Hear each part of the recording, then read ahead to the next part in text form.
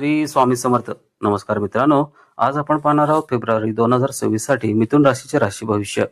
February 2026 मध्ये तुमचे कार्यक्षेत्र, आर्थिक परिस्थिती, आरोग्य, वैवाहिक जीवन आणि पारिवारिक जीवन कसे जाईल हे पाहणार आहोत. त्याचबरोबर उपाय देखील सांगणार आहे. व्हिडिओ शेवटपर्यंत पहा, तर तुम्हाला उपाय काय आहे ते समजणार आहे. आणि कमेंटमध्ये ओम नमः शिवाय लिहा. त्याचबरोबर उमाशेखर ॲस्ट्रो चॅनलला सबस्क्राईब करायला विसरू नका. हा महिना तुमच्यासाठी मध्यम फलदायी राहण्याची शक्यता आहे. महिन्याच्या सुरुवातीला सूर्य, मंगळ, बुध आणि शुक्र तुमच्या 8व्या घरात असतील. शनी संपूर्ण महिना तुमच्या 10व्या घरात असेल आणि संपूर्ण महिनाभर तुमच्या राशीत वक्री गुरु असेल. राहू 9व्या घरात असेल आणि केतू 3ऱ्या घरात असेल. कामात चढ उतार झाल्यानंतर स्थानांतर होण्याची शक्यता असू शकते. तर व्यवसायात आलेल्यांना चांगला नफा मिळेल. प्रेम संबंधासाठी हा महिना चांगला राहील. तुम्ही तुमच्या प्रिय व्यक्तीसोबत दर्जेदार वेळ घालवू शकाल. वैवाहिक संबंधही चांगले राहतील आणि विवाहित लोक त्यांच्या जोडीदारासोबत दर्जेदार वेळ घालवण्याचा प्रयत्न करतील आणि सहलीला जाऊ शकतात. तुमच्या मनात धार्मिक विचार येतील. काही अनपेक्षित खर्च येतील. आर्थिकदृष्ट्या महिन्याच्या उत्तरार्धात चांगला राहण्याची शक्यता आहे. विद्यार्थ्यांना कठीण आव्हानांचा सामना केल्यानंतरच यश मिळेल, म्हणून तुम्हाला कठोर परिश्रम करत राहावे लागेल. महिन्याची सुरुवात आरोग्याच्या दृष्टीने चांगली नसू शकते, त्यामुळे तुम्हाला तुमच्या आरोग्याकडे विशेष लक्ष द्यावे लागेल. या महिन्याच्या सुरुवातीला परदेश प्रवास करण्याची शक्यता असू शकते. अवांछित प्रवास टाळा, कारण यामुळे शारीरिक दुखापत आणि आर्थिक खर्च होऊ शकतो. काळजीपूर्वक वाहन चालवा, अन्यथा समस्या उद्भवू शकतात. कामाचे ठिकाण.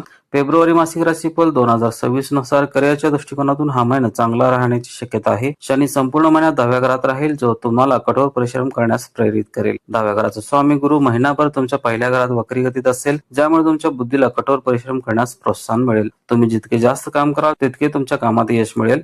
6व्या घराचा स्वामी मंगळ महिन्याच्या सुरुवातीला सूर्य, बुध आणि शुक्र सोबत 8व्या घरात त्याच्या उच्च राशीत आणि शुक्र सोबत 8व्या घरात त्याच्या उच्च राशी मकर राशीत असेल आणि 23 तारखेपासून तुमच्या 9व्या घरात जाईल.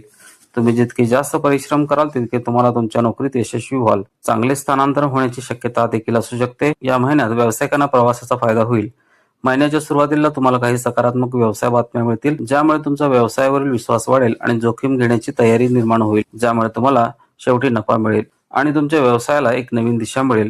तुम्ही कोणाच्या तरी प्रभावाखाली कोणतेही निर्णय बदलणे टाळावे. त्याऐवजी ज्याच्यावर तुम्ही अधिक विश्वास ठेवता त्यांच्यावर विश्वास ठेवा, याचा तुम्हाला फायदा होईल. आर्थिक परिस्थिती. आर्थिक दृष्टिकोनातून महिन्याची सुरुवात थोडी कमकुवत असेल, कारण तुमच्या 8व्या घरात 4 ग्रह असतील, ज्यामुळे तुम्ही बेफिकीरपणे खर्च कराल. तसेच हे ग्रह अचानक आर्थिक लाभ देण्याची शक्यता देखील निर्माण करतील. तसेच आर्थिक नुकसान टाळण्यासाठी तुम्हाला कुठेही गुंतवणूक करण्यापूर्वी काळजीपूर्वक विचार करावा लागेल. तसेच 3ऱ्या स्थानापासून 9व्या स्थानावर बुध आणि 6व्या स्थानापासून 9व्या स्थानावर शुक्र यांचे आगमन झाल्यामुळे या समस्या कमी होतील. त्यांच्या पाठोपाठ 13 तारखेला सूर्य आणि 23 तारखेला मंगळ तुमच्या 9व्या स्थानावर जाईल. अशा प्रकारे महिन्याच्या उत्तरार्धापर्यंत 9व्या भावावर 5 ग्रहांचा प्रभाव असल्याने तुमचे प्रवास वाढतील. व्यवसायाच्या संबंधित सहली फायदेशीर ठरतील. नोकरीत बदली होईल, परंतु चांगली पदोन्नती मिळण्याची शक्यता आहे. तुमचे खर्च राहतील, परंतु तुमच्या उत्पन्नात हळूहळू वाढ होण्याची परिस्थिती असू शकते. मालमत्तेशी संबंधित फायदे मिळण्याची शक्यता आहे. जर तुमच्याकडे अशी कोणतीही मालमत्ता असेल जी तुम्हाला विकायची असेल, तर या काळात तुम्हाला ती विकून पैसे कमवण्याची संधी मिळू शकते. जर तुम्ही शेअर बाजारात काही गुंतवणूक केली असेल तर ती महिन्याच्या सुरुवातीला कमी होऊ शकते, परंतु महिन्याच्या उत्तरार्धात तुम्हाला या गुंतवणुकीतून चांगला आर्थिक फायदा मिळू शकतो. आरोग्य.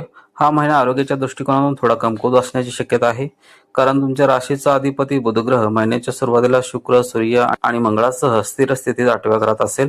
7व्या आणि 10व्या घराचा अधिपती बृहस्पती संपूर्ण महिन्याच्या तुमच्या राशीत वक्री राहील, ज्यामुळे शारीरिक समस्या उद्भवू शकतात आणि तुमच्या त्रासामध्ये वाढ होऊ शकते.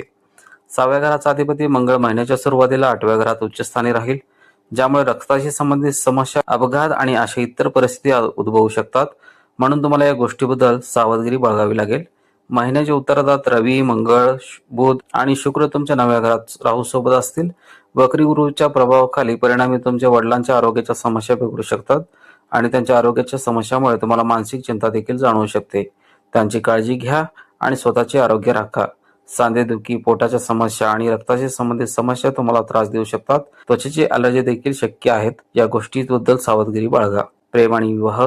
जर तुम्ही प्रेम संबंधात असाल तर या महिन्याची सुरुवात थोडी आव्हानात्मक असेल. 5व्या भावाचा स्वामी शुक्र महिन्याच्या सुरुवातीला सूर्य, बुध आणि मंगळासोबत 8व्या भावात असेल. तसेच 6व्या भावाचे आगमन होताच शुक्र राहूसोबत 9व्या भावात असेल आणि बुध देखील तिथे असेल, ज्यामुळे तुमच्या प्रेम संबंधात प्रगती होईल. तुमचे नाते अधिक दृढ होईल आणि तुम्हाला एकमेकांसोबत प्रेमाचे क्षण घालवण्याचा भरपूर संधी मिळेल. तुम्ही तुमच्या प्रियकरासोबत लांबच्या प्रवासाला जाल आणि तुम्ही एकमेकांसोबत वेळ घालवाल, ज्यामुळे तुमचे प्रेम दृढ होईल आणि एकमेकांबद्दलची आवड निर्माण होईल. यामुळे तुमचे नाते आणखी दृढ होईल. विवाहित व्यक्तींसाठी 7व्या भावाचा स्वामी गुरु संपूर्ण महिना तुमच्या पहिल्या भावात असेल. तुमच्या 7व्या भावाकडे प्रतिगामीपणे पाहत राहील.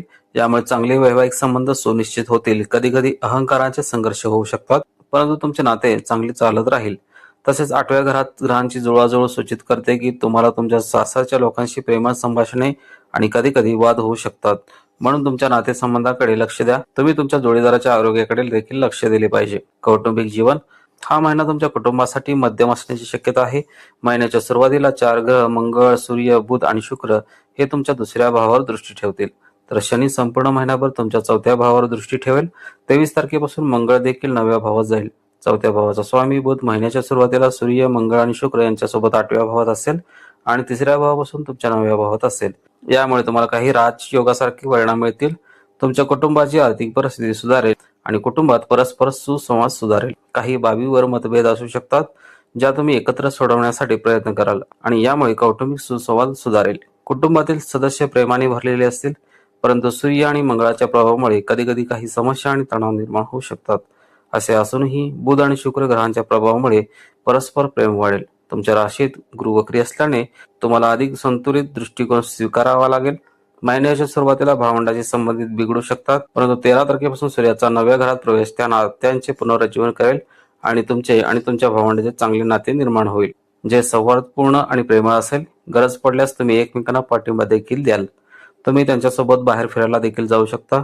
महिन्याच्या उत्तरार्धात तुमच्या वडिलांच्या आरोग्याच्या समस्या अधिक चिंताजनक असू शकतात, म्हणून त्यांच्या आरोग्याकडे लक्ष द्या. उपाय आहेत: बुधवारी तुम्ही लहान मुलींचे पाय स्पर्श करून त्यांचे आशीर्वाद घ्यावेत.